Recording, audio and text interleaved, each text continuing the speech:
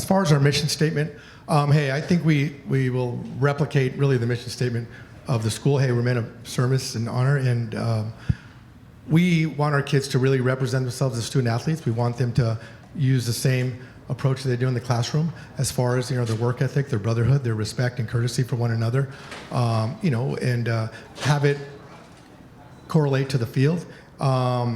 We want them to be good leaders of example. I know one thing that's important for us as a program, if you come out during our practice time when we start, full time, which is pretty much now until the end of spring, from freshman to varsity, we all look the same. I mean, we all have the same, what they call their spirit pack. Everybody has a spirit pack. Well, it's their, their practice uniform, and I think that's important. I think that part of their obligation and the responsibility is to be good big brothers to the future of the program.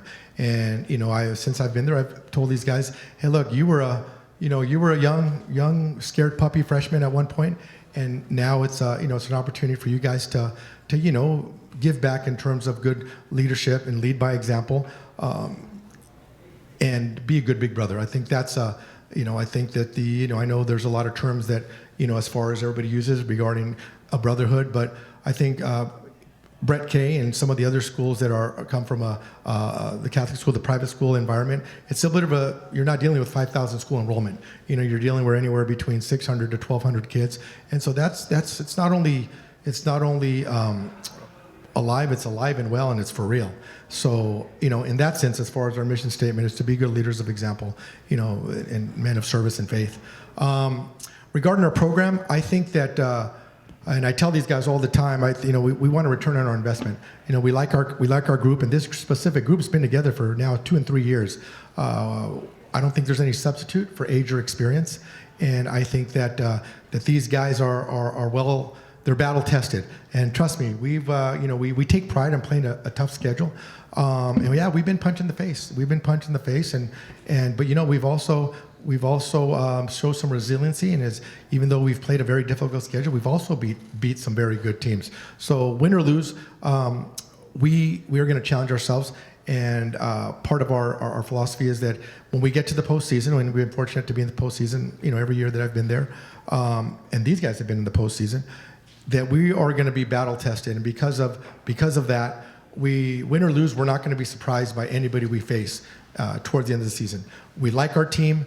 Again, our team, our league, the baseline league, is a very, very physically demanding league. I kind of call it the public school of similar to the Trinity League in terms of it's the Etiwandas and it's the the Uplands and the Chino Hills and the Ranchos and the Los Osos, and all teams that have experienced some good success in the postseason and that have produced some good players. We're the only private school in the public school league, so that right there kind of creates a little bit of a bullseye on our back. And I think it's our players have responded well, and I think they embrace the challenge to represent themselves as the only private school, but as also the representative of the Baseline League. Our program has prospered over the last few years. We've won league 2 in the last 4 years, and we've been in the hunt every year. And I think that again, I don't think it's unrealistic to think that you're going to win it every year. I think you aspire to win it, but as long as you're getting to the postseason, then you have an opportunity to play for the ring, which we say, So we're excited about that. Our league mirrors the Trinity in terms of 3 league games, so it's Monday, Wednesday, Friday. So I think it's difficult. I think now I like it. I like the three league games. I think it's an opportunity to potentially, if you have to face their number one, and I know when we had Lodolo, if you were going to beat Lodolo, if Lodolo beat you on a Monday, then you had to really put your dukes up and manage your pitching for Wednesday and Friday, because they could beat you in the series. And I think that same formula applies to us. If we're having to face someone who's going to make it difficult for us to face, well then, hey, look, then we're going to figure out a way to win the series. And I think if you win the series consistently throughout the Baseline League, I think for the most part you're gonna play for a league championship at the end. So I think that's important. We like our team, and we look for our team to not only compete at a high level, to stay healthy and unselfishly rally around each other. Open it up for questions.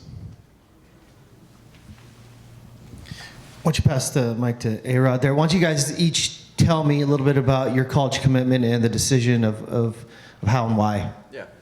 So obviously I'm going to USC, and I grew up watching USC, going to the games. My whole family have been Trojan fans and family for a long time. So once I got the offer from them, I knew like right away that hit home.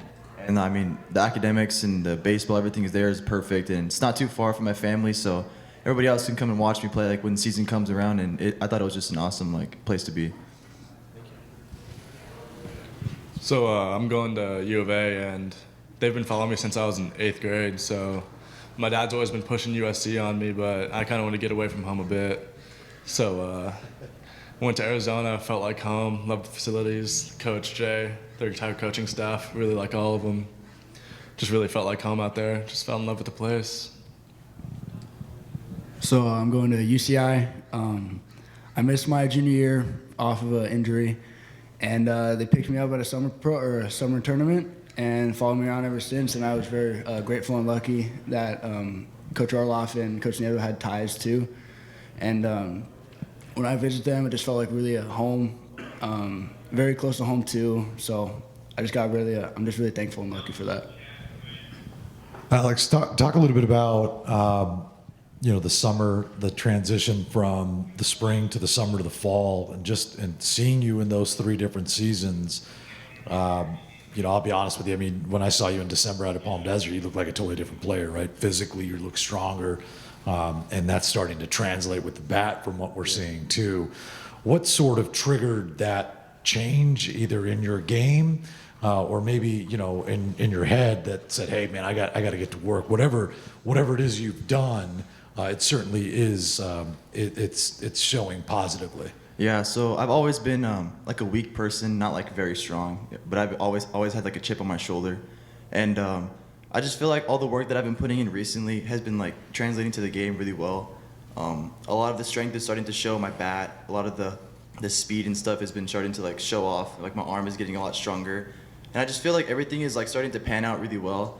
I mean, I wasn't trying to be like the best player super young, I'm just trying to like get to the very top, like at the very end, and recently, like, I just putting a lot of work in, like, hitting every single day, no matter what, like, anywhere I can, hit every day, just trying to get better, do something to get better.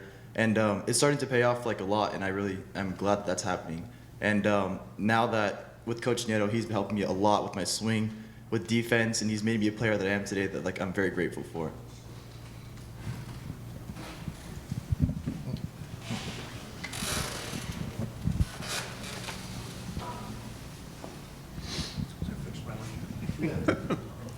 Coach, you mentioned the only private school in a mostly public school league. In football, we hear so much about public versus private, even a little bit basketball and baseball. We don't hear that much at all. There really isn't the chasm of public versus private. Why do you think that is? It's become so unique to baseball that we don't see that difference at all in the talent level and the success. Hey, look, I think that hey, look, I'm the product of a public school. I went to Shore High School in Montebello, loved it, had a great experience. My family, my wife went to an all-girls Catholic school. My kids grew up going K through 8th grade, Catholic school. I think it's just, I don't think that I think it matters to the family. I think it's important for the family to do what's best for the kid. Obviously, being part of all my teaching and coaching career, I've been at, a private school. And obviously, I'm a little bit biased just because I see you're dealing with lesser numbers, and I think that, of course, we know that it's not free, and I think it's just families that are sacrificing and making a commitment to a private school education. I think that, again, there's so many private schools out there that they can make it affordable to families. I think it's just a commitment that the family makes, that they feel, hey man, you might have to trim the fat in other areas of your leisure life to make sure that your kids are you're making an investment in their education. And again, by no means is it a knock to the public school, because I did perfectly fine and loved my high school experience at the public school. But now having teaching there and brought up my kids, through that same, my wife and I making a commitment to, through that, to the Catholic education. Hey, look, it's good for us, and that's what's important. And I think that, it's families now, because of this whole early commitment and stuff. And I mean, hey, look, there's a lot of private schools that have really thrived. They're making education is still important, but they're making athletic decisions into where they send their kids. And by no means does it sacrifice education. I think they're making it a marriage. They're making it a partnership between their specific sport and education. I think that's what it's evolved to. Where now sports is super important to them. And it doesn't mean that they're sacrificing education. It just means that they're coupling it together. They're making it a partnership. Matt, you talk about your summer. You had a big spring, obviously, carried that into the summer, underclass area code team, heading into the fall. How do you feel your summer set you up for what should be, a big spring for you here your junior year? With all the competition we faced in area codes, that was really eye-opening to what really is out there and prepared me for the future. All of the other big name guys and all just the competition, just the pitchers you face is completely different than fall and season. And so that prepared me a ton, just fixing my swing, keeping my swing short, and then really just trying to keep that momentum going throughout the season to keep progressing, keep getting better, developing, and just trying to carry out into season till next year too.